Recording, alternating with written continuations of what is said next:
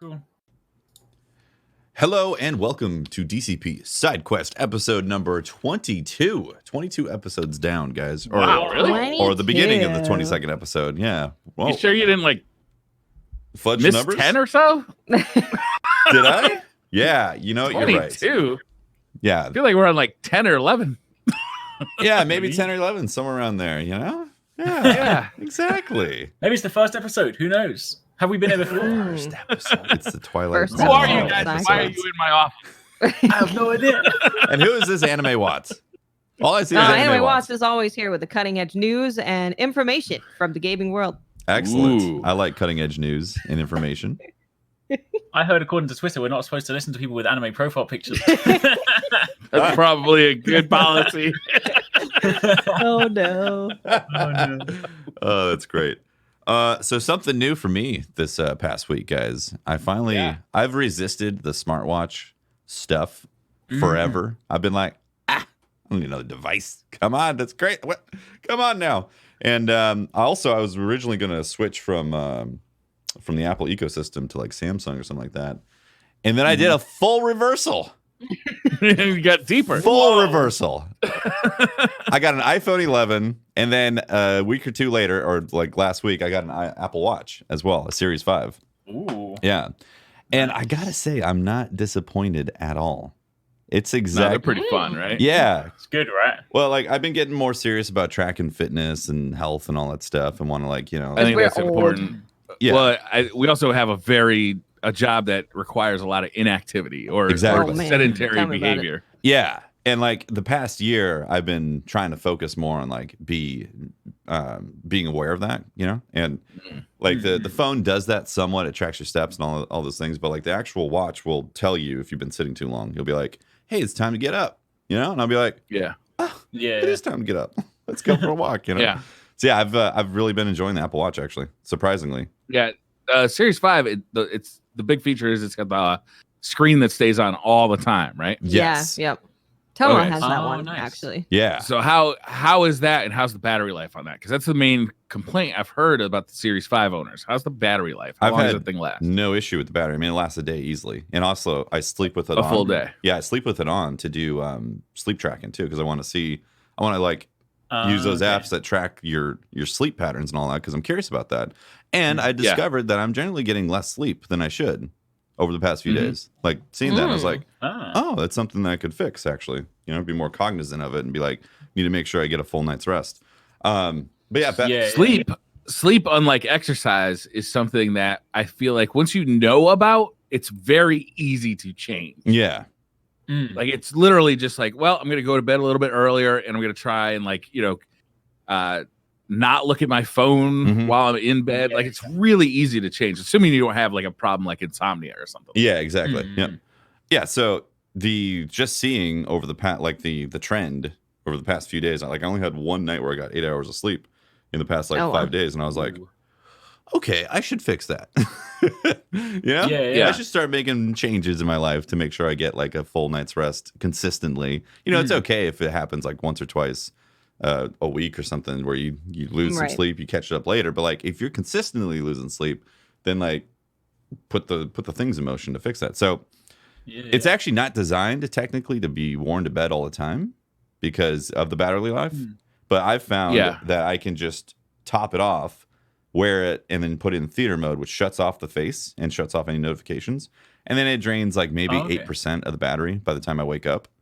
So That's not bad at all. That's not bad really. at all. Yeah, and When do you charge it then? If you wear it overnight, when do you charge it? Just at the end of the stream, take it off, charge it. It takes half hour to an hour at most to charge the watch. That's not bad. Yeah, it's not bad. I always do it when I take a shower. I put it on the charger when I take a shower, and that usually because I'm not in the shower for half an hour, but it's No, Briar's in there 45 drinking minutes. beer for half an hour. Shower beer. Well, I it know. depends, it depends on how many shower beers I have, I guess. It really depends on how long I'm in there. Shower beer is important, let's be honest. But I find from the time I take it off to the time I'm dressed and ready to put it back on is usually a half hour, 45 minutes. It's usually pretty much topped off. Basically tops up. Yeah, exactly. I will say, if the watch face didn't stay on all the time, I'd be bugged. I'd legit be like, ugh, I have to always my wrist to see information. Come on, damn. But like the fact that I can just glance over if I'm driving, I can be like just casually see data on there. I really like it, honestly. And I'm glad I waited because again, if I had to always flip my wrist around, I'd be annoyed about that. So which watch face do you use? I use the one that gives me information. Like I see so I have a little clock up in the upper left, and then I have basically 6 complications that I can show. One of them's a big strip. Oh, that seems crowded. That's a lot of. I like the info though. I'm like, it's 79 degrees outside right now. Okay, and yeah. Mine's super minimal. It's literally like time, date, and activity rings. That's it. Oh, mine's just the time. Well, you can't really. Sunrise and sunset. Wow. Briar's trying to meditate on that watch. There you go. He's like, when's the best time for or he's looking for golden hour for pictures. Oh, golden hour is totally different for me. I guess some people take pictures. So yeah, I've been really enjoying it, and also tracking the activity tracker, and Memes has one too. So we're in like a competition, and I'm like, I'm closing rings, and she's like, I did more, and I'm like, damn it, I need to do more. So that's been really cool. I think that is actually important, is to actually try and join a group of people that are all tracking that together. Because you can compare it with your friends. Yeah, exactly. It gives you updates directly on here. Yeah, it's fun. It's in the app, and then you can kind of like that competitive spirit, like helps you kind of motivate to fill up those rings. The rings are like, one is activity, one is exercise, and one is just standing up once an hour. Yeah. And if you fill each one gives you like a little firework like reward. If you fill all 3, it gives you a bigger firework reward. Explosions and then the next day it says, hey, by this time yesterday, you had already filled up 20% of your exercise ring. What you doing, lazy? You're like, damn. Come to think of it, I have been lazy today. Wow. Thanks, Apple Watch.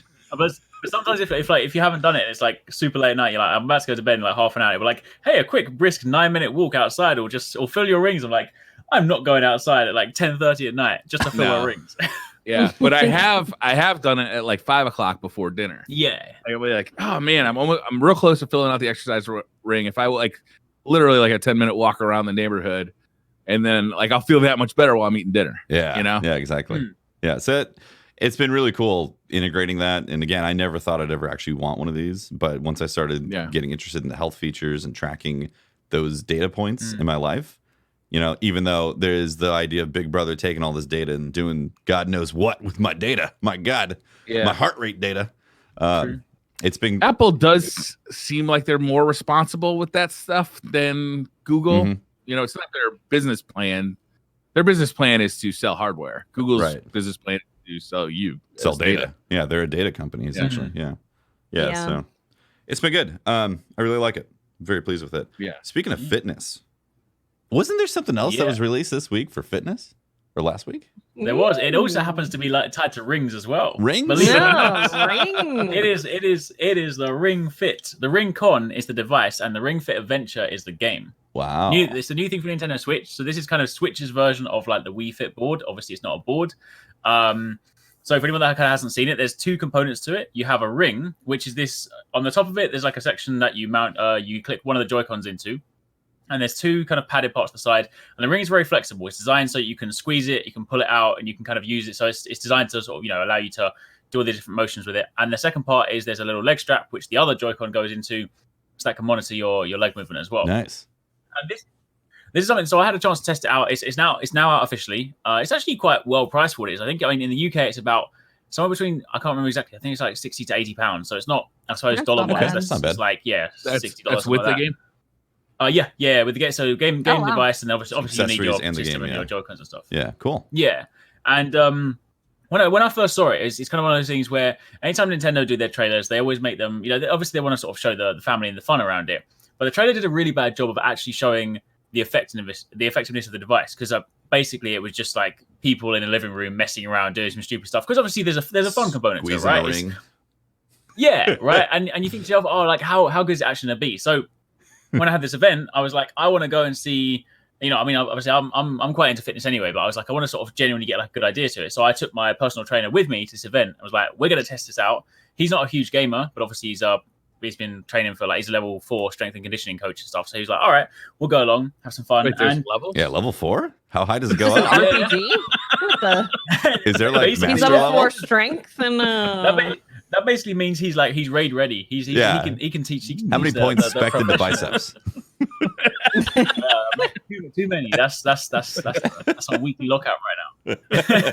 But he so he came along with me, and I mean, he even said at the end, he's like, you don't even need to be a trainer to realize that like the kind of workout you're getting from it. Obviously, like it's very much more so geared towards general activity at home, accessibility. You're obviously not going to use it if you want to train to be a power lifter or like a bodybuilder at the same time. But basically, the nice thing about it is that it's got for anyone that kind of wants to sort of start getting into it, it's very accessible. There's an actual overarching like game that runs through it. There's like this cheesy little story, this funny ring in this device, and you let this big demon free, and this demon is like this super strong guy who's like a massive bodybuilder, and obviously you need to defeat him. And to begin with, you're far too weak to do that, so you better go and train to get stronger.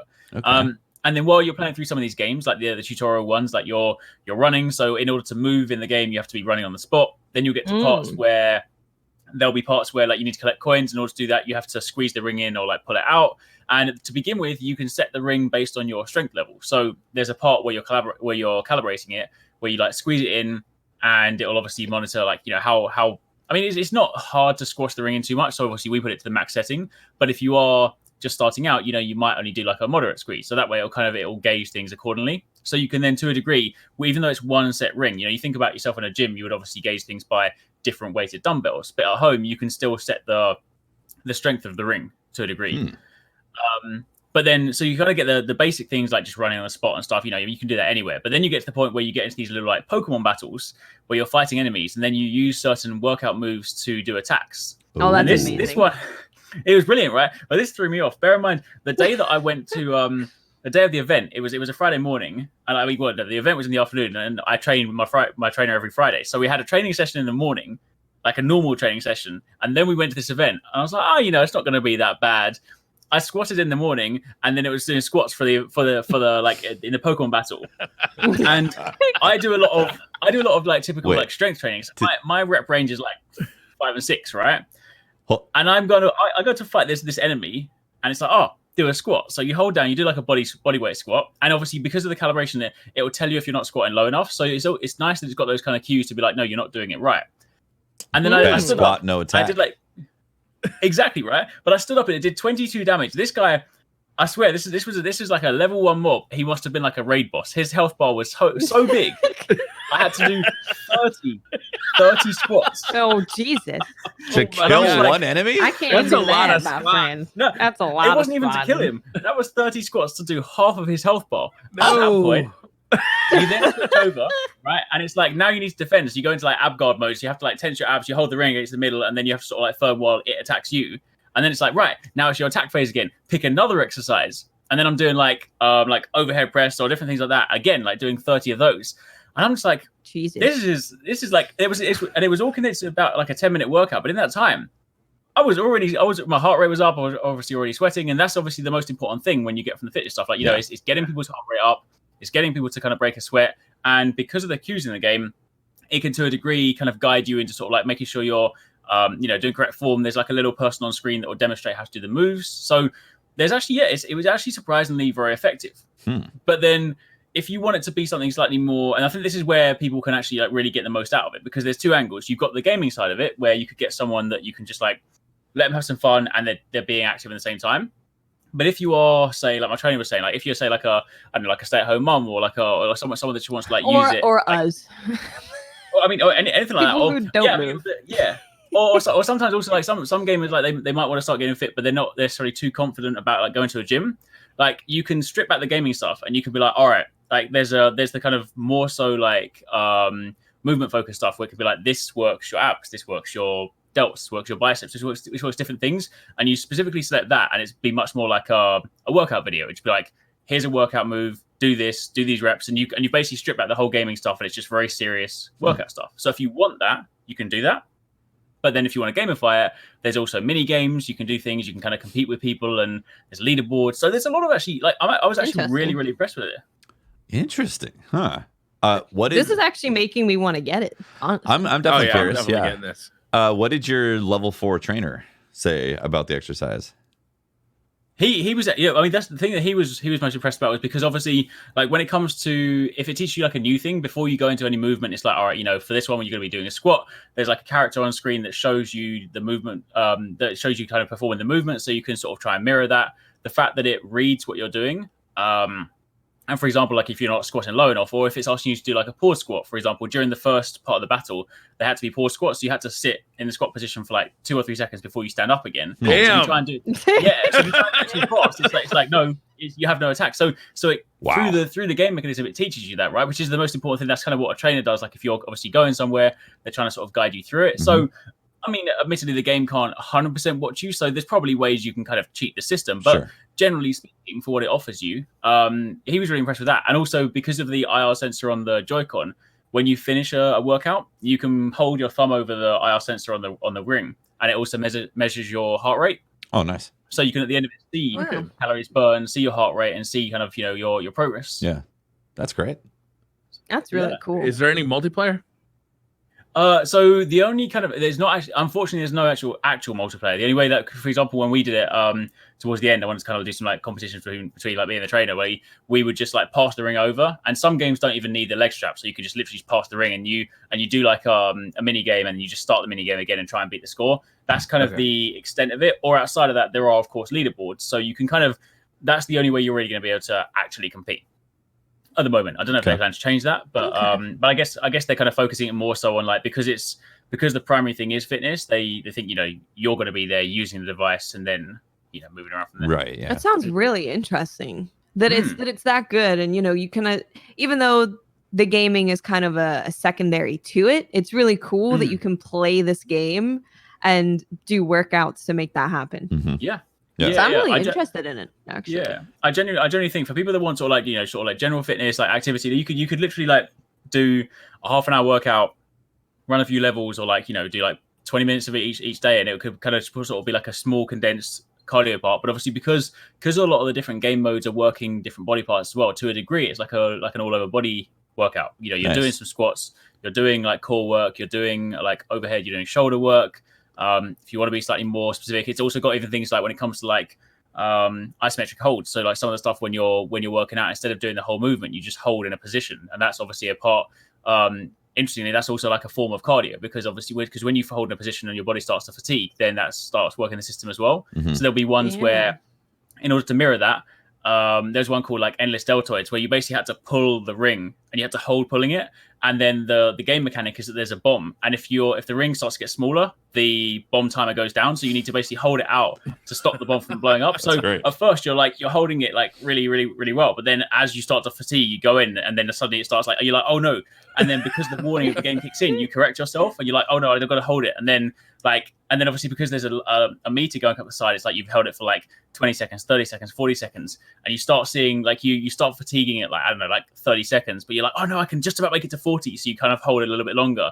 And then those sort of like gaming mechanics make you essentially extend the workout. Whereas like if you were to do it yourself normally, or you were at a gym, you might be like, you know what, I'm done with the rep, I'll put it down, I'll try again. Whereas when there's a kind of game component, you're like, oh no, wait, I can do this, I can keep going. There's a exactly, yeah. That's what's really interesting, because for sure, when you start getting tired, you're like, okay, you know, I've reached my tired point, I could probably go take a little bit of a break.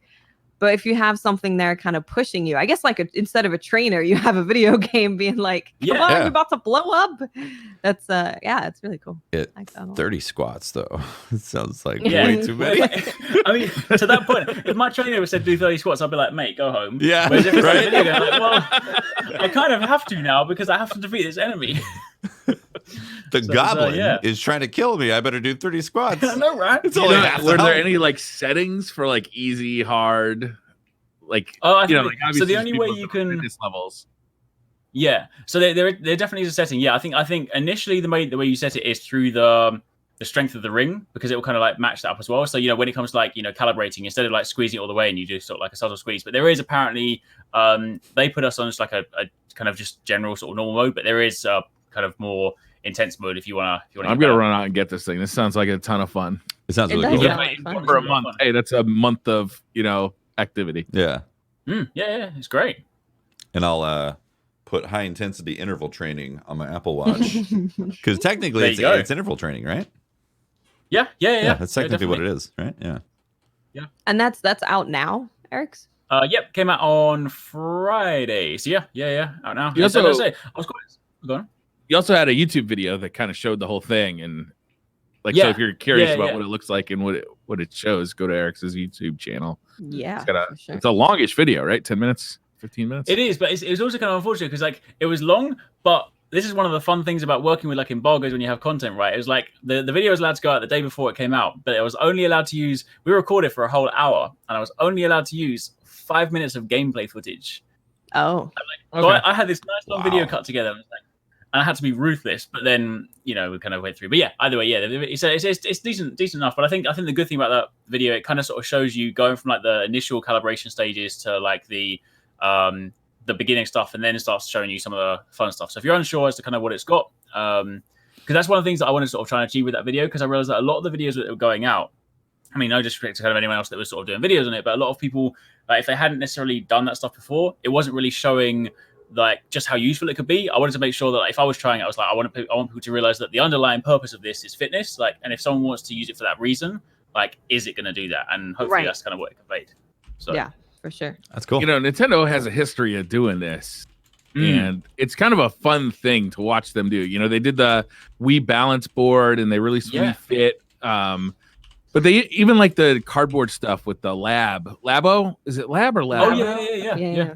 Like they kind of like do these like kind of weird side projects, and it's almost like they have like a side budget for, we know this isn't going to make anybody rich, but we're going to do it anyway because we think it's awesome. Like I like that about Nintendo. I like the whimsy of that kind of thing. Again, it's not going to make us rich, but we're going to do it anyway because maybe it helps people out. Maybe it improves the health of gamers. Mm-hmm. I like that. Yeah, makes me feel good 100%. In a time when Blizzard is doing the opposite. Yeah. Blizzard now introduces the opinion extractor. Reduces opinions about foreign governments. All right.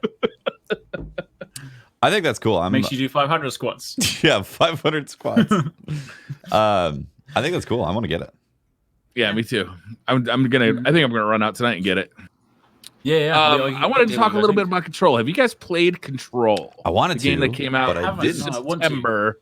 Right? It's kind of we talked a lot about this September was going to be crazy. It was game temper. And there's too many good games to come out. One of the ones that fell through the cracks for me was Control. It's a game that I've been looking at and like really kind of eyeing, thinking like this looks like it's right up my alley. It's made by Remedy. It's, to describe the game, it's basically like a third-person action exploring game. The setup is, you kind of show up at this place called the Old House, and inside the Old House is the Bureau of Control, which is like, imagine if Fox Mulder from the X-Files got his own FBI and could do with that whatever he wanted with it. It'd be weird, right? And this is what the Bureau of Control is. Their whole goal is to investigate kind of paranormal activities on the planet. And they set up in this old house, which they didn't actually build. They don't know where it came from. And it's a funny thing because it's like this monolithic structure in New York that you can't find unless you're specifically looking for it. Mm-hmm. So one of the questions is, how did the main character find it? And the other question is, where did it come from? And it's the whole game is kind of like, it's a lot of questions like that. If you like things like Lost, or you like things like Twin Peaks, that are a little bit weird, but and there's a lot of mystery to it. And you're okay with it not being explained right away. It really kind of catches that kind of psychology. And the gameplay is pretty cool. It's, you play this woman who just kind of shows up, and she's able to operate this weapon. It's a gun that can transform into other guns. So sometimes it can be like a shotgun, sometimes it could be a regular pistol, sometimes it could be a machine gun, sometimes it could be a grenade launcher. And I don't want to explain too much about the story because it's really kind of like the highlight of the game. But you're kind of brought into this world, and there's a lot of mystery to it right away. And you find out that you have these kind of powers, and those powers come out in combat. So you have telekinesis. You can basically pick stuff up and throw it at enemies. Other things that come along is, you'll eventually be able to like kind of gather all the stuff around you to make it into a shield so enemies can't shoot you, and other stuff kind of like that, which is super fun against like the peons that you're fighting. Once you get into like harder difficulty boss fights and stuff, it becomes a little less fun because it becomes more about just like being real slow and methodical and making sure you're protecting your health bar more than actually doing damage and having fun with the powers. And the combat is a little uneven too, because it's really fun when you're just beating up on shit and you're just like throwing chairs and you're throwing fire extinguishers at people. And at one point I threw a forklift at somebody and I was like, oh my God, I just threw a forklift at him. It was amazing. And that part of it is really fun and awesome. But like when you actually have to care, when you actually get to a difficult part, there's like a distraction where like sometimes it can take a really long time to grab something. Sometimes the targeting isn't exactly as accurate as you want it to be. And the feedback for when you're actually taking damage isn't super good. Yeah, and also, I can agree with that. There's like this red aesthetic to the enemies are called the Hiss, and they're basically the Hiss has come from another dimension, sort of ish, and it takes over like all the kind of agents in this agency. Like they're literally like possessing them, and when you come up against some really tough ones, like the whole area that you're in turns red, and all of a sudden it's very hard to see what's going on because there's only one color on the screen and it's red. So you're just looking for like light and dark, it's like, so it's the combat is a little hit or miss. It's super fun sometimes, but it's like when it needs to be awesome, it's not, if that makes sense. Oh, interesting. Yeah, but the story for me, it's really kept me going. If you're into like the X-Files or Lost or, some of those like weird TV shows where, the mysteries just kind of keep going and they're not necessarily explained right away. What's that? Like Fringe, that kind of thing. Oh yeah, perfect example. Yeah. It's really fascinating. The story's well done. The voice acting is really good. Graphically, I think it's out of this world. I'm playing on a pretty high-end PC, and it does have ray tracing, which tanks the frame rate. So it's like it's hit or miss as what was your average frame? If you want to actually. On a 2080 Ti playing at 4K, I was lucky to be at 60 frames per second. Interesting. So it was averaging like 40. Lower 45. Than that, yeah. So what I ended up doing was limiting it to 30 frames per second and using a controller because I can't really use a mouse at low frame rates like that. Like I find it too jarring. It's jarring, yeah. But with a controller, I find it to be acceptable. So I just like hard capped it at 30, and then I turned off RTX or I turned off ray tracing, and I just played it at higher frame rates with a mouse, and I like the combat better with a mouse, so I ended up doing that. But yeah, it's a really interesting game, and it's a really fun game. Like if you are into that kind of aesthetic, and I am, it kind of like hits that, hits that bone correctly for me. That's cool. It almost reminds me of like visual. I can't remember the name of the game. I'm trying to remember off the top of my head. There was a game that came out on 360. While ago, I think it began with like R. There's also a female protagonist, very similar kind of like setting. I need to try to remember this. I don't know, but yeah, but that kind of that sort of like theme. It definitely like it's a game that is definitely on my list. Like I didn't get to play it when it first came out, but I've heard visually looks amazing. I've heard like good things about it, so I definitely do need to go back and play it. Yeah, I heard that the RTX is stunning. Obviously, you said it tanks the frames, but like the game is stunning with RTX on. Yeah, I mean, it's worth checking out for sure. I did hear that a lot of the side missions tend to be better than the main missions. So it's definitely worth going and getting all of the side missions. You also get very well rewarded for doing side missions. That's good. Yeah, I don't know if I'd agree they're better, but they're good.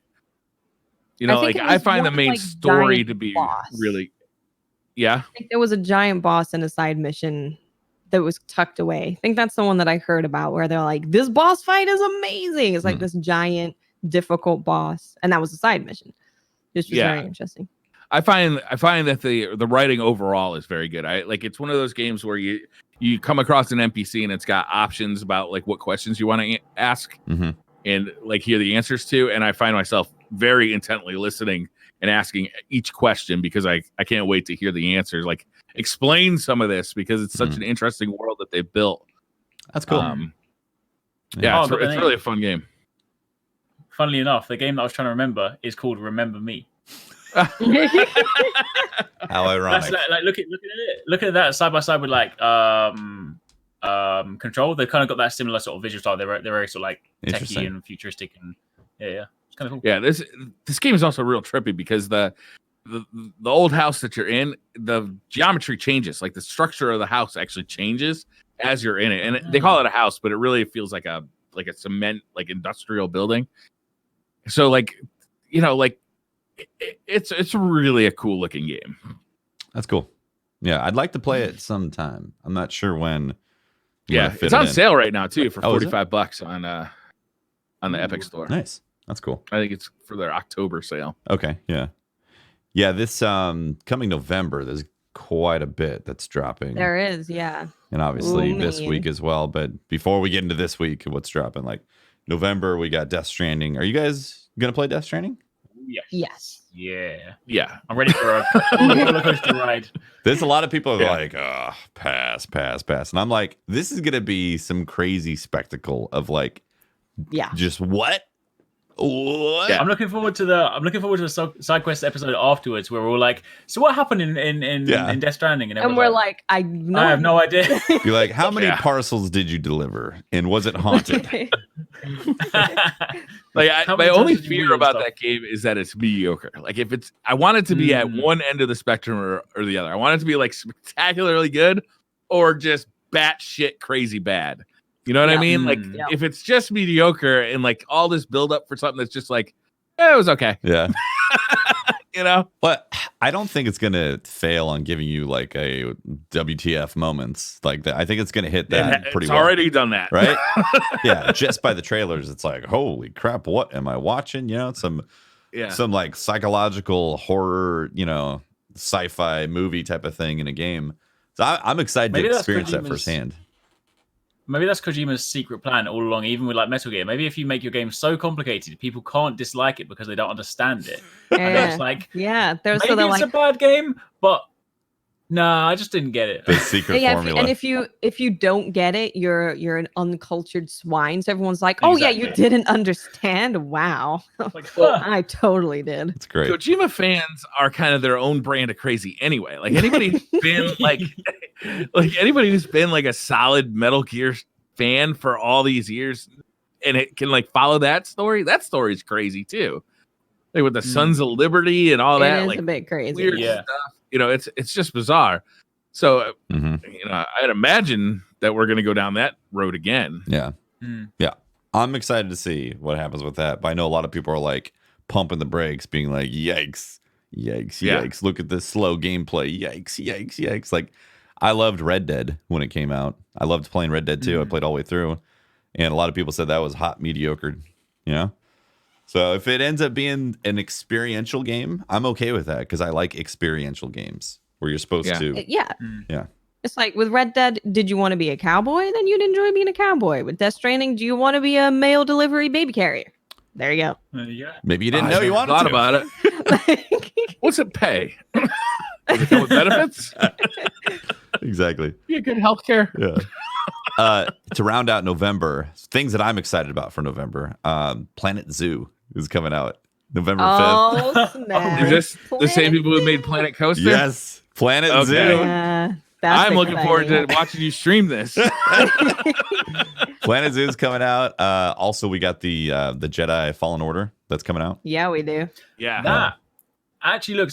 So they had a preview event recently, and I jumped up a video, and that actually caught me by surprise because the very first time we saw it at E3, I was like, it looks all right. But then the way they've described it, there's like so many different elements that that look really, really good. So suddenly I'm like, oh, I definitely want to play this now. Yeah. I've heard people saying it's like similar to a Dark Souls game, and I was like, what? Yeah. I think get that feeling from the trailer that they had from E3. I think that takes elements. Like I know they have bonfires, for example, which is obviously a very Dark Soulsy thing. And I know that you can go around and like open up pathways after you get through a level, which is very Dark Souls. There's some parts where you can gameplay though. Yeah, apparently there's some parts where you can like lose stuff upon death and you have to go back and get it, that kind of thing as well. But I think they sort of like the way the sort of IGN phrase, there's sort of elements from different parts. There's some Dark Souls parts like combat, but there's also like some Breath of the Wild parts like exploration and stuff. Very like some like Uncharted and Tomb Raidery ways to like when you're like traversing levels and stuff. It just looks quite fun. Can't wait. Yeah, I can't wait. Yeah, this is day one purchase for me. Yeah, absolutely. Yeah. Yeah, I'm definitely gonna be playing that. Yeah, and then obviously Doom Eternal got pushed, so I feel like that's sad about it. I know, sad about it, but they're gonna make it better. So I'm okay with them having more months to make the game fantastic. If it was just really good, and then they're like, let's make it fantastic, I'm okay with the 3 months. Yeah, that's great. That's not it for November though. That's not it for November. Oh, don't forget, of course, Sword and Shield. Oh, Pokemon. It's gonna be amazing. I can't wait. It's gonna be great. Yeah, I think it's gonna be good. Yeah, I think it's gonna be a good time. Bro, are you gonna play the Pokemans? Cat Quest 2. No. I think I'm gonna skip Pokemans. I am, yeah. No, I know. Tefty has no emotional connection. Do you not like fun?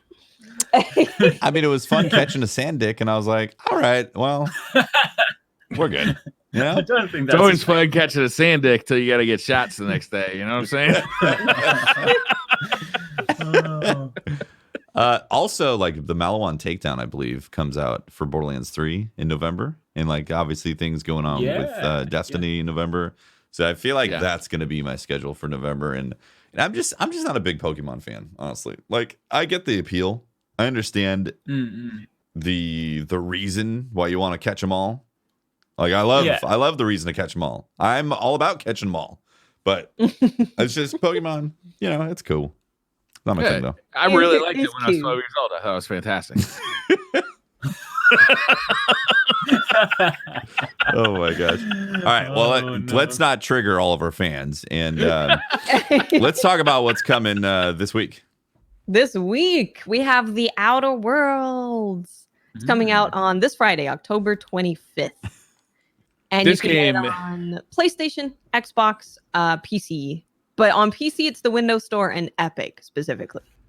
Interesting. Yeah, you can buy it on Epic, but if you have the Windows or you have the Xbox Game Pass, then it's included in the Game Pass. But I don't think you can buy it from the game store. Right. Which is weird, but awesome if you have the Game Pass. At least, so a lot of games have been very confusing with their release schedules and all of that stuff and all the different versions of it. This one's super simple. It's just you can pre-order or you can buy the game. That's it. Yeah. This game looks really cool. It's kind of, it looks like a Fallout light kind of thing where instead of this big open world, it's a more structured kind of experience where you play through kind of smaller areas and move from one area to the next. But apparently it's so different. And you can make such wildly different decisions in your playthrough that like you could play it and the next time make a couple of different decisions at the beginning and your whole playthrough feels different because like you go from being like a hero of the universe to nobody trusts you with a gun, you know? Yep. Like, that sounds amazing. Yeah, and it's made by the original devs of Fallout. So that's why you're probably seeing it and being like, oh, it looks very Fallout-y, because the original devs of Fallout, I think it was New Vegas. Oh, yeah. Darth said in chat, New Vegas. These guys made Fallout 1 and 2, and then they also made Fallout New Vegas. Yeah. Once so it's Fallout in its prime is who these people are. And there's some really interesting things also with, because you can take a companion along with you. So say if you are all about guns blazing, you're just shooting everything, but you have a companion who's very good at talking, they can actually talk their way out of situations for you. So you can infiltrate a base, for example. Maybe you throw on someone's outfit to try and infiltrate a base and you get caught, but your charisma is very, very low, but your partner's is very high. They can be like, hey, look, you know, my friend is fine, it's cool. And then they'll be like, all right, we'll let you. That's cool. Obsidian, the guys who made this actually just got bought by Microsoft too. So I wonder if that has something to do with the fact that it got brought onto the Game Pass. That makes sense. Yeah. It was, this game was already in development and like the publishing deals were all done for it when they got bought. So their next project is going to be the one that is kind of paid for by Microsoft. But it was kind of interesting that like because it was kind of like a curveball that this thing got put on the Game Pass. Mm-hmm. Interesting, but an awesome curveball. So this has kind of been, I've been hearing about it. It hasn't really been something that's been, oh man, I can't wait for Outer Worlds for me. But the more it gets closer and the more people talk about it, like that whole thing about your playthrough being drastically different from your beginning decisions makes me really excited about it. One concern though, I haven't really watched a lot of footage, but hearing that these guys made previous Fallouts, is the gunplay going to be like previous Fallouts? Does it look updated, the gunplay? I was listening to a podcast and they kind of got like early access to the game. And this is a few months ago. And they said, yeah, it feels a little Fallout-y as far as the gunplay goes. Little OG Fallout-y.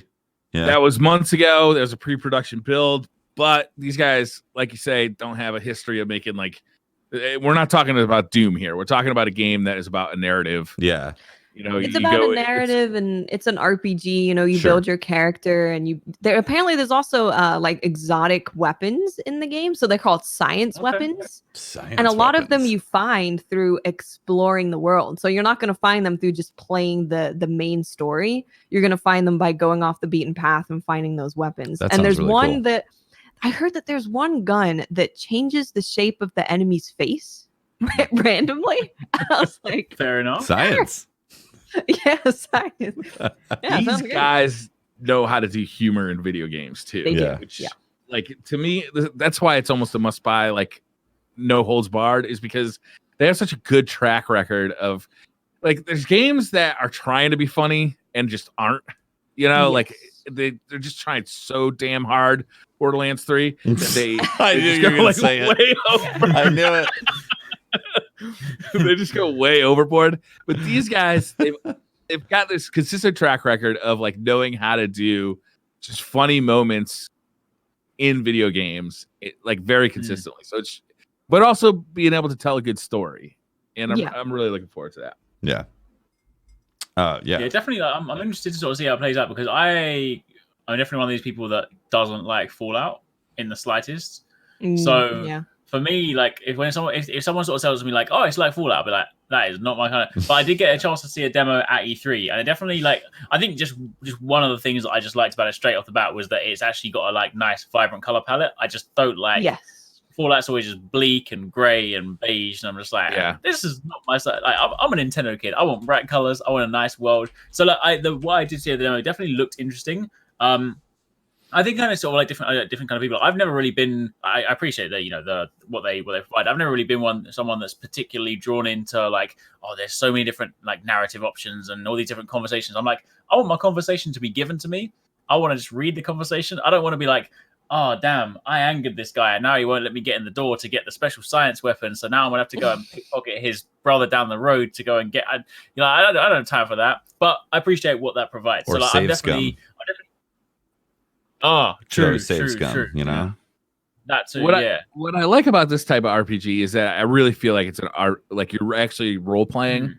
You know, you can play an idiot like who just makes all the worst decisions and pisses everybody in the universe off, or you can try and be like a hero of the universe. You know, you can role play, not just by clicking boxes and trying to like get the abilities you want, but not having any difference as far as the story goes. With what I think Obsidian is good at is actually letting you kind of discover, like, play a part in the story how you want to play it, as opposed to, so many role-playing games are only role-playing games because they let you customize your character as far as what he looks like in the abilities he has. Right. Mm-hmm. Whereas I feel like Obsidian does a good job in actually letting you role play an actual character, like become a character. Yeah, that's fascinating.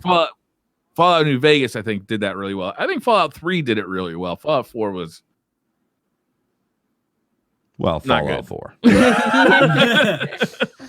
I'm definitely interested in it. It's an FPS. It's like you said, it looks vibrant. It doesn't have a dull palette at all. It actually looks living and thriving and colorful, and all the different weapons are exciting. They sound really funny. And the fact that you can spec your character in different ways, and that kind of changes how you go about getting into new areas and how you go about fighting and progressing through the story is very interesting. And also how you pick your companion affects how you go through the world. So Yeah, it sounds interesting to me. I also heard that the time to play, like the play time of this game, is between 10 and 40 hours.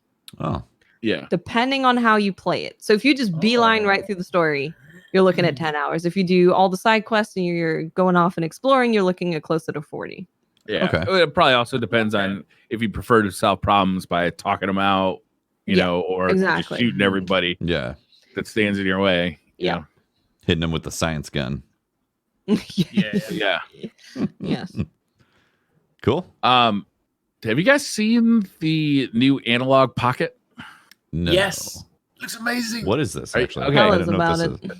All right. So Analogue, if you're not familiar with Analogue as a company, what they do is they create retro consoles. So they do it differently than other companies where they actually use a specific kind of processor called an FPGA, which is a programmable processor to basically simulate the hardware of older consoles. Okay. So you can buy a NES that's made by Analogue, and it doesn't look anything like an NES, but it performs exactly like an NES.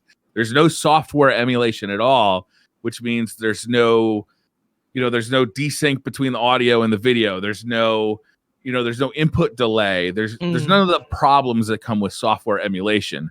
They tend to be fairly expensive though. A couple $100 to get yourself, a Nintendo or a Genesis, or they have a Super Nintendo. How do you get games into it? You buy cartridges. Oh wow. Hell Yeah. yeah. Wait, so so they it actually has an have- actual port for the cartridge? Yeah, they have cartridge slots on them. And this thing is called They a also Pocket? have SD card readers. Okay. So this new one that they just announced is called the Analog Pocket. So it's still going to have an FPGA in it. Okay. And it's going to be able to emulate. Hold on, I got the list here. Game Gear games, Neo Geo Pocket Color, Atari Lynx, Game Boy Color, and Game Boy Advance. So 6 different consoles are going to be able. You're going to be able to play games through these. The Game Boy Advance, and Game Boy Color, out of the box, you're going to be able to use the cartridges for. Okay. The Lynx and the Game Gear and the Neo Geo Pocket Color, I believe you're going to have to buy an adapter for it separately. Okay. Okay. The actual device is going to cost $200. Ooh. It's expensive. That is a wee bit pricey. What you get for these things now, Analog has a pretty solid reputation of creating some pretty nice hardware. Mm-hmm. Yeah. You look them up and they do a nice job. But what you also get is a very high resolution color screen that's backlit. So if you want to play Game Boy games or Game Boy Advance games, this is by far the best portable option that you have. Okay. And Tefty, it's got a program on it, a audio workstation built in called the Nano Loop. Nice. It's a synthesizer and a sequencer designed for music creation and live performance. Wow. Chip shoe guys, no way. Wow. Yeah. Another thing about Analog is that because they have these FPGAs, it's programmable silicon is what it is, right?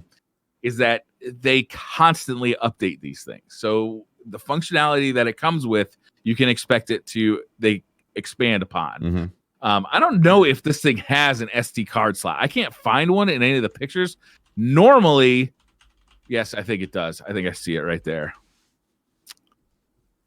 DAC, HDMI input. It's got HDMI output as well. And the screen is 1600 by 1440 resolution. Nice. It looks really fucking good. It looks awesome. Yeah, it Like, looks so clean. Looks really if you're nice. into playing these old games, but still well, there's if lots you of have different a ways to collection, play these old games. If you have a collection of these old games, then that's one or thing too, right? if you want to start one, there's tons of these old retro game stores around now, and it's not an expensive hobby to go and buy a few Game Boy cartridges that you remember from your childhood. If you want to play Pokemon Red or Yellow, no, I don't. You can easily you can easily pick one up, a copy of that up for next to nothing, and bring it home, slide it into here, and then you have the option of playing on this really nice screen on the device itself, or plugging it into a TV. with HDMI. It looks really cool. That's cool. Yeah, it's really like I'm really looking forward to this. Like I signed up to they have like you put your email address to get notified as soon as it goes on sale. It's coming in 2020. Yeah, 2020. And I'm definitely ordering this thing as soon as possible. The only question I have is what color I'm going to order it in. What are the color they options, both look really nice. White and black. That's a tough one, man. It says a lot, right? Mood, you know. Could buy both. True. I think I'm gonna get the white because the problem with black electronics is I have too much black stuff around and it gets lost. Oh yeah, so, just like you're wearing again your black shirt, Brian. Yeah. We're trying to spice it up here. What's going on? Yeah. Sometimes sometimes white tech, like after a little while, if you use it too much, though, starts to kind of, depending on how the quality of the build, sometimes starts to go yellow. Whereas, like I feel like color tinge. My question for that one though is going to be whether it's also region free. I hope it is. Right.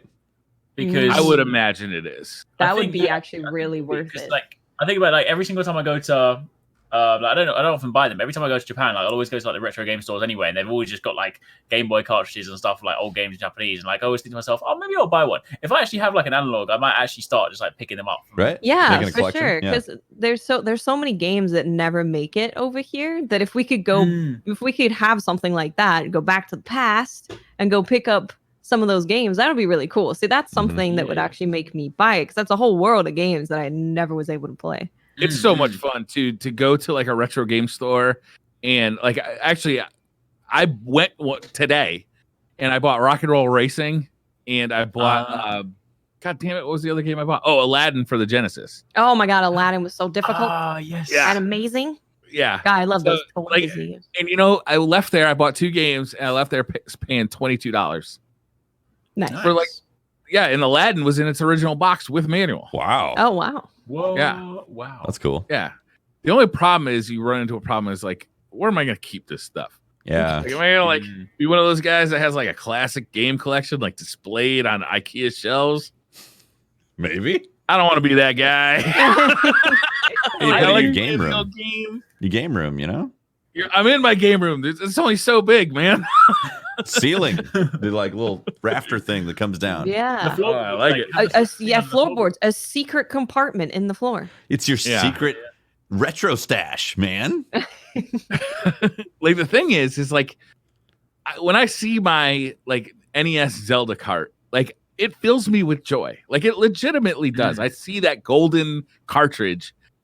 And I'm like, oh my god! I remember being like just a wee lad playing that game. Hell yeah! I forgot about the golden cartridge. It's just something beautiful about it, or like, you know, just seeing my original Super Nintendo because it brings back the memories of sitting around that thing playing Street Fighter with my friends. You know, like, so it's always a weird thing. It's like it's so much easier to just download this stuff and play it on an emulator on a PC, and like you don't have to have physical space in your house for it.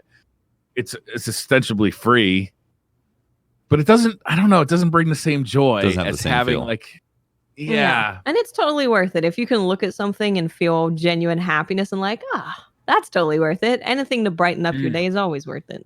Yeah. It's also partly preserving a piece of gaming history if you are maintaining those cartridges. You know. Yeah. So that's interesting because at a certain point, that's going to be an issue. Yeah. There's even joy in that. It's like cleaning the little cartridge contacts with alcohol. You know, I don't know. Like this. Briar, I think you should open up a video game museum. I don't know. I feel like that curator. That's something that other people could do much better than me who want to do it. But I would love to see Briar the curator. So weekly curation. But yeah, this analog pocket looks really good. And like the Game Boy in particular is kind of a funny system. There's no perfect Game Boy. You know, you've got the original Game Boy that was the black and white, the thick boy, the brick. Then the Game Boy Color, you know, can play original Game Boy games and Game Boy Color games, but it doesn't have a backlit screen. Yeah. Then you can get the Game Boy Advance, which has some of them have a backlit screen. You got to buy the SP, I think, to get the backlit screen, but you lose original Game Boy support with that. I think so. Yeah. So like, there's no one perfect Game Boy. Yeah. Until now. Perfect Game Boy. And it's only $200. The Analogue Pocket. Yeah. And the thing looks really sexy too. It really evokes the design of the original Game Boy. Uh-huh. But it's obviously thin and modern looking, but it's even got like the ribs on the back. That's cool, yeah. Yeah. For fingertips. Yeah, anybody who's interested in just product design, if you go to check out that, like if you're not interested in the Analogue Pocket, totally get that. But if you look at their whole product pitch and how it looks, it's very nice looking. Yeah. Like I was so disappointed by seeing it. Mm-hmm. Yeah. Like if you look at the Super NT or the NT Mini, like the NT Mini to me, it doesn't look anything like an NES, but it's just a kind of a beautiful thing. Mm-hmm. Yeah, looks nice. Yeah, very cool. Yeah, I'll put it on the list. I might put it on my old Christmas list. Yeah, you know that analog. The digital audio workstation synthesizer type of thing definitely interests me as well. Yeah, what was that thing? I can't remember the name of the thing that you were playing with when we were at PAX. The OPZ. Yeah, the OPZ. The OPZ is amazing. I love it. Yeah, that thing was just fun. A little pocket synthesizer that has 16 tracks and do video manipulation and all that. It's great. Make full tracks out of it. It's really cool. Teenage Engineering OPZ. That's what it was. I forgot to say too, is it's Bluetooth compatible, so you can use like 8-bit Do's kind of retro deal. style. Nice. Yeah, that's a big controllers. Deal. That's awesome. Also, shout out to 8-bit Do who makes amazing like old school controllers. Yeah, that's awesome. Like these things are stupendous with the analog sticks and everything. Like it's outstanding. This works for the Nintendo Switch, computers, PC. I think you can make it work with. I'm not gonna say that. I'm not sure if you can make it work with PlayStation. These things are awesome though. They're like $30. That's cool. Awesome. Yeah, that's really cool. Oh, you know what we didn't talk about that I believe is happening is the Anthem Halloween event. Anthem's got a Halloween event. Something about the bombs and stuff. I hear Tefty has had quite a bit of fun. Yeah, with this. Had no idea. This is sudden surprise. I haven't played it or anything like that. Do you want to let us in on your inside? Yeah, what's going on with the Anthem? With your channel? There's nothing really. It's more of a meme that's been born of the 80s lovable alien Alf. Happens to be alive and loves Anthem and Gambit. Anthem and Gambit. Because they're the same. He's a huge fan of Anthem and a huge fan of Gambit. Plays them regularly. So, yeah. Just I didn't know that there was a Halloween event going on because obviously Anthem has had some troubled times, to say the least, at the moment. I didn't actually realize it was a Halloween themed event, but I saw some talk recently of them they're doing like a new event, the Season of Skulls. But the interesting thing, the one thing that like almost made me want to go back just for one very simple reason is like I remember saying right when the game launched, I was like, I wish there was like, because you know how a lot of the armor sets were quite, they weren't like crazily different to a lot of the other ones. Yeah. I always thought to myself, I wish they had the kind of Monster Hunter angle where like you could have a full like bone covered Colossus, right? And there's a screenshot of a Ranger covered with bone armor. And I was like, yeah, I really I really want that. And I'm like, I know the game is still not fixed, but I'm like, there might come a time in the future. Like, let's just say fast forward to 2020, and then they do like a special like Destiny Taken King thing, and Anthem comes back, and it's like, whoa! And then suddenly I'll be kicking myself because there'll be the guys that have stuck with it no matter what, who have got the skull armor. Specifically, Alf. Man, I want that. So I'm almost tempted to be like, maybe I should just sneak back in just to get the armor, just in case. I think I'm like that with a lot of games, actually. Like when something comes out that I really like the look of, I'm like, oh, I don't play this game, but I might later. And I don't want to be one of the left out kids who doesn't have the cool armor. I know that bone armor looks like really good. It does look good. Really good. Yeah. I saw it. The exact same thing with the. My question is the only way to get that bone armor to pay for it in the Anthem store, or can I get it by playing the game? I believe you earn it as part of the season. I believe. But I don't know. I'm pretty sure it's earnable. Yeah, it's a thing. Again, they have like this event, and you go get the bone armor. I believe that's like the big draw, and it looks awesome. It looks really good. It does look really cool. Yeah.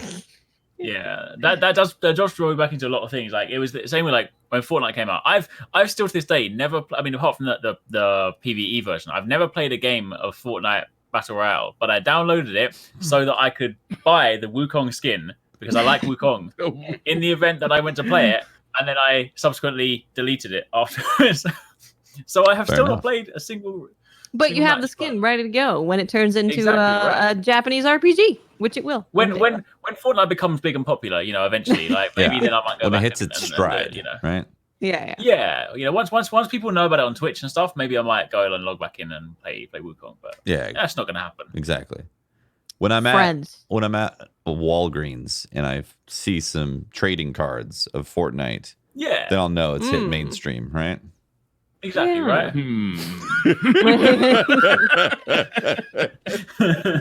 I think you guys might be a little off on this one.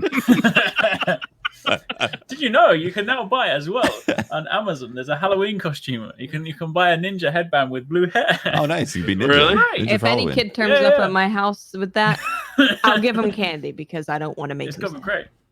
I remember. I was with my my mother. We were buying a a box fan at Walmart, and I remember the first time I saw a ninja poster at Walmart. I was like, "Holy shit!" Yeah, that's a mainstream appeal when your poster is at Walmart. Yep, I was really next impressed to Jake by that. Paul, which is I didn't see his poster. I saw his poster at Toys R Us actually. Didn't they shut down That's Toys R Us? Disturbing to me. Yeah, right. Well, that's why I was there. They were closing down Not Toys R related. Us, and I was like, let's go check out the toy deals. And then they were having a store liquidation, and it happens to be Jake Paul poster I can buy in this there. poster for $2. Suddenly things start adding up. It's like little numbers floating around. Oh man. I was at GameStop and I was having a similar experience. I'm like, remember when GameStop used to be all about games, and now it's just filled wall to wall with like mugs and Funko Pops and like it's accessories, t-shirts. Yeah, there's very, very little like gaming stuff in there. I was like, God, if you wanted to turn this place around, like there's just seems like so many ways to turn that place around without just becoming a trash store. You know, like it's like Spencer's now. You know, it's just like filled with junk. Well, it is called GameStop, right? So maybe they stopped selling games. Yeah, it's it does prophetic. seem like they're on their way. Interesting. There we go. You know, like they did have like a very small PC gaming section. Like it had a couple of Razer keyboards and, you know, I think like a Corsair headset or something. Like, what if they leaned back into that? Like Babbage's used to sell a lot of computer stuff back in the day. They could lean back into the PC gaming side of things. A lot of people don't have like stores that sell PC hardware near them. It's true. Yeah, that would actually be a great angle, honestly. That's true. And it would stick with the whole GameStop type of thing because most things are going digital nowadays. So you don't really, you know, you don't have to go to a midnight release anymore for these games. I mean, you can for the community side of things. Some of the stores have community events with that, but like a lot of people want to just get home right away and play. Yeah. There is like a market for the people who want physical copies of games. Like I remember Hollow Knight got a physical copy and people were really excited. It came out a year after the game came out though. You know, like I bought that. A lot of these digital only releases, like Cuphead, I think got a physical release. Yeah. Like, I don't know if they leaned into stuff like that. GameStop makes me sad. So the market is definitely there to want to own physical items, just like with music, like cassettes and vinyl and all that. People want to buy that stuff. The problem is GameStop is a corporate owned, you know, it's a corporation designed to squeeze every dollar possible for their futures to say that they're growing constantly. And you know, it's like what Goodbite said in chat about how like you basically buy a used game at GameStop, you can go get it cheaper at Best Buy new most of the time. Like that's the problem, is that they're just trying to milk as much as possible out of these used games. And they've been doing that for years. So people know. Exactly. You know, like they have a reputation now. It's like, well, you go to GameStop, they're going to give you like 2 pennies for your game if you try to sell it to them. Turn around and sell it for $59.95. Yeah. Like that's the stigma that they have. As opposed to being like the premier place to go and get your gaming swag and to hang out and talk games and all that. Even though it is a good place to hang out and talk games, but They should turn it into a cafe. Yeah. Where you can play games and meet up with gamers. Yo, Capital One has Why a they're not cafe. doing cafes? Brian, remember we went to the Capital One cafe in Seattle? That was fucking weird, man. I was like, can I get a refi? It was a coffee shop. Yeah. But it was also a place you could get a new mortgage from Capital One. Yeah, or a new credit card. It was like Capital One. It was really weird. Yeah. So Like, GameStop could do we're that. in the middle of Seattle. How do we go to Capital One to get coffee? It was the closest place in Bellevue. I don't know how you guys even turned up there. It was right around the corner from the hotel. We were like, yeah, let's go to the coffee shop right here. And I was like, Capital One? I thought these things were a joke on the commercials. No way. It was really weird. So it was good coffee though. GameStop should do that. They should make a cafe, right? And sign you up for a credit card at the same time. Credit card. Perfect. Maybe they can offer mortgages for when the new consoles come out. Yes, because they're going to be expensive. There you go. You're going to need a mortgage for your new console. And your Have PC we talked too. about? We did last week. We talked about the PlayStation 5, right? What do you guys think that the next round of consoles is going to cost? I feel like it has to stay $599. You think 600? Yeah, I could see. I reckon possibly. Yeah. I mean, I was using that more so because of the old PlayStation meme from back in the day. $599. What was it? Yeah. But I think they're going to be quite pricey. I mean, some people are sort of been throwing around like even higher price tags, but I feel like it's a difficult thing because obviously they're powerful, so they're not going to be cheap. Mm-hmm. But they can't afford to make them too expensive because when you think about it, for a lot of people, obviously, you know, if you work yourself, you can buy it. That's cool, you know. But when you think about, I imagine that the majority of the market is, Mom, Dad, can I have this console? If they're like, what, for £800? Like, no way. Yeah. So I feel like they have to have them. You know, they're going to try and make it as affordable as possible, but it's not going to be cheap. I mean, they're still selling the One X and the PS4 Pro for $400 and $500, right? True. I think it's going to be a really tough swing if it's anything above 600. Like 600 is already just like even you said, 600. 600 is it's a lot pricey. of money. You can get like a decent gaming PC for 600, to be honest. Yeah. If you build your own, Yeah, that's a tough sell. I feel like it's going to go the direction of how mobile phones are sold, to where they like, you know, you set up a plan at a place like GameStop or something. Yeah. And they end up splitting it over 2 years for these things because they're getting to the point. They did that for the Xbox 360 at one point. Did they? You could go and sign up for Xbox Live for a 2-year plan and they give you a free Xbox 360. Wow. Interesting. Yeah. But the Xbox 360, I mean, at one point was $150. Right. The PS4, well, I don't know. PS4 and Xbox One S, how much are those going for now? I feel like 250. Still that much? 200, 250, yeah. Like this generation never had that like major price drop. Not really. The mid-cycle refresh. Yeah. Kind of makes you wonder if there's going to be like no, they're probably going to split it off to where there's only PS5 games and no backwards compatibility with, you know, like a low graphical version that you could still put on a PS4. I can see Microsoft doing that, to be honest with you. Yeah, I could see Microsoft doing that, yeah.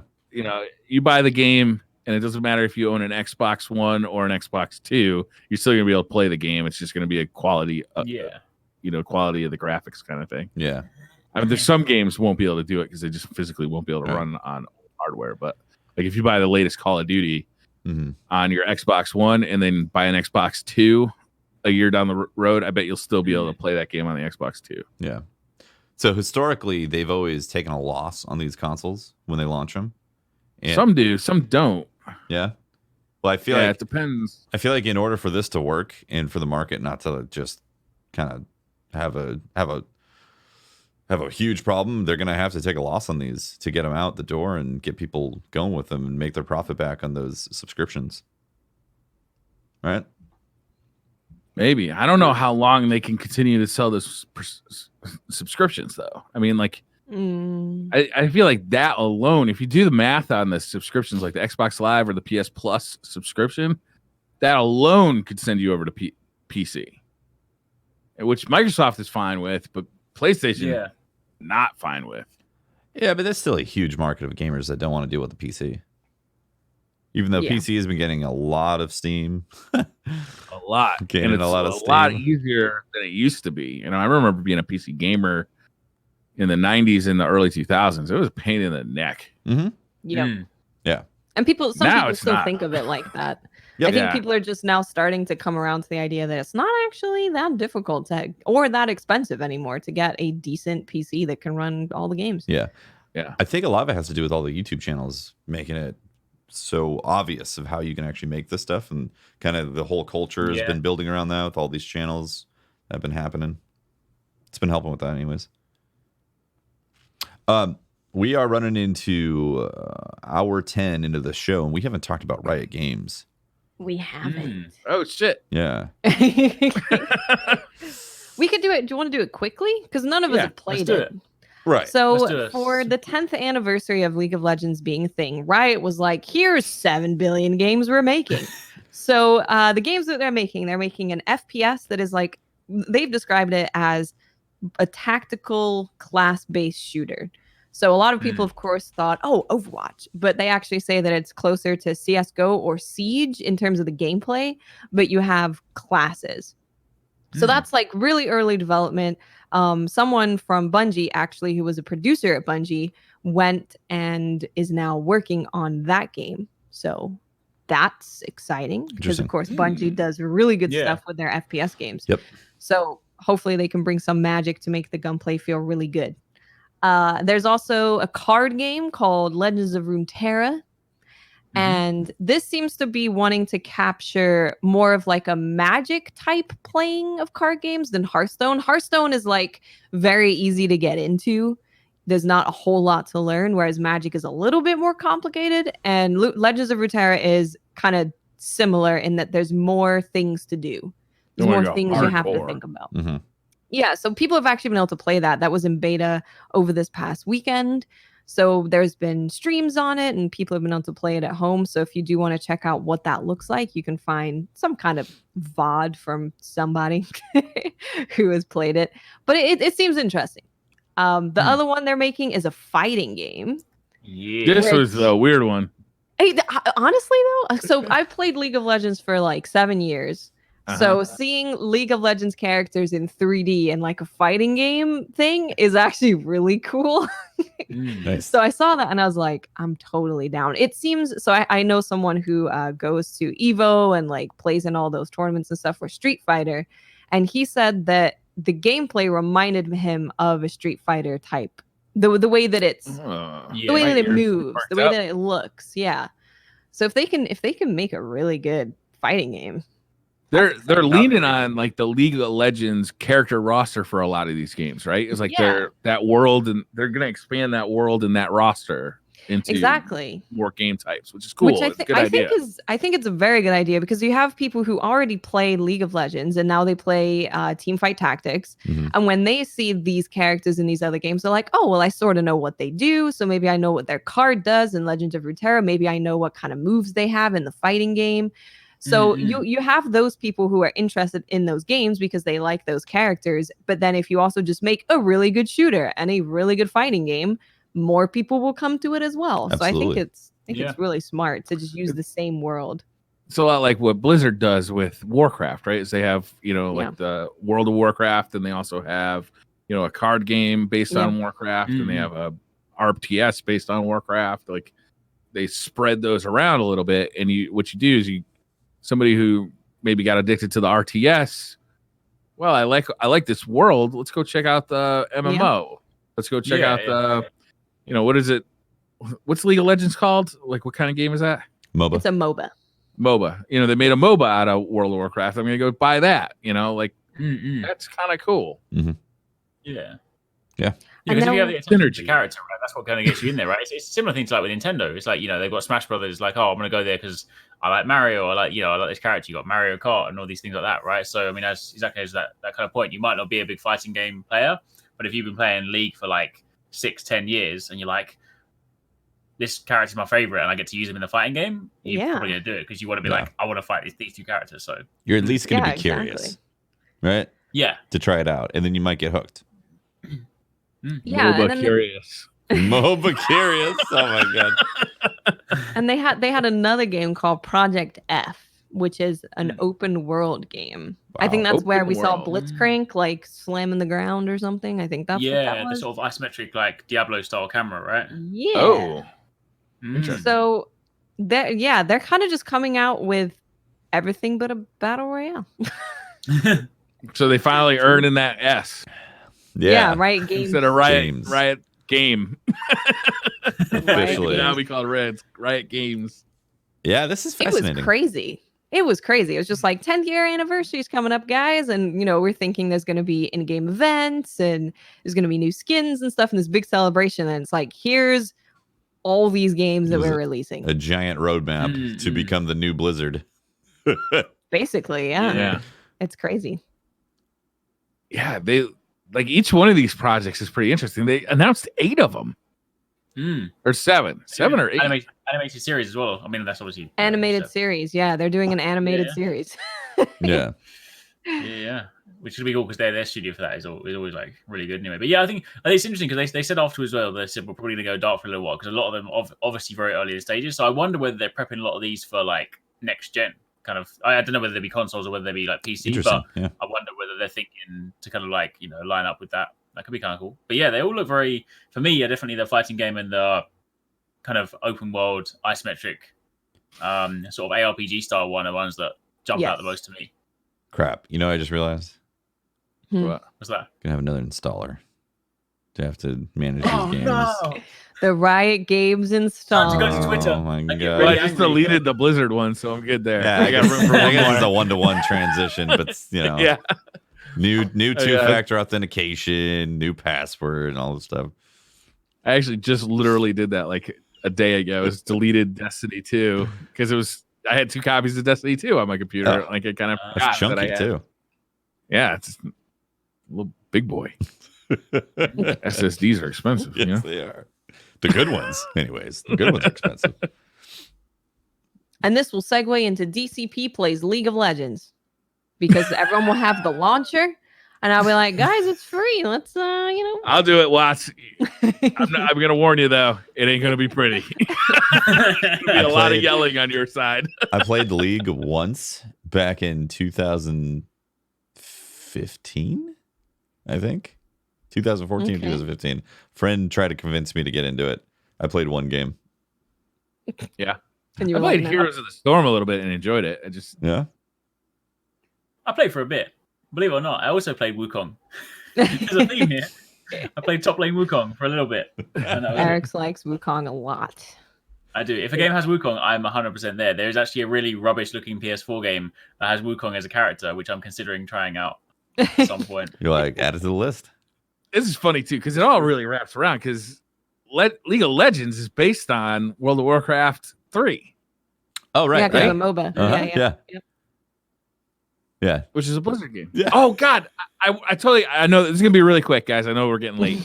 I had to talk about Medal of Honor, though. We kind of missed this. Okay, yeah. Medal of Honor, this is such a bizarre thing because Respawn is making Medal of Honor, right? Which is going to be a new VR shooter. We'll see if it's any good. It sounds like a little bit pie in the sky to me, even though I like VR.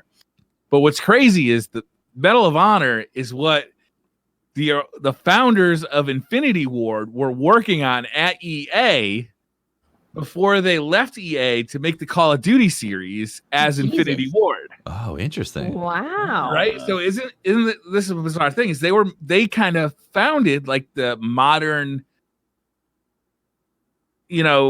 military shooter with those old Medal of Honor games, which if you remember were based in World War II. Mm-hmm. And Right. like they were heavily World War II shooters.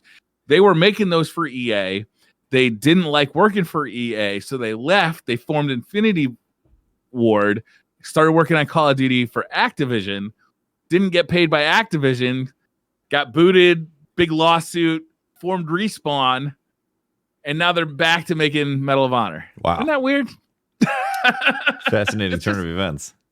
It is. And now they're making Medal of Honor into like a virtual reality shooter, which, if you think about it, Medal of Honor in its original form was really a revolutionary game or a revolutionary series because it really kind of made it form the military shooter of a genre that, was like that fast action, genre that, Call of Duty became famous for. Mm-hmm. I don't know. Now you're going to see it in VR. Cool. Interesting. We'll see. Could give you PTSD. Yeah, you excited about getting PTSD from VR? Oh, yeah, totally. Looking forward to it. Absolutely. I mean, there's no PTSD better than VR PTSD. There you go. Is it even real? Are you discounting my PTSD?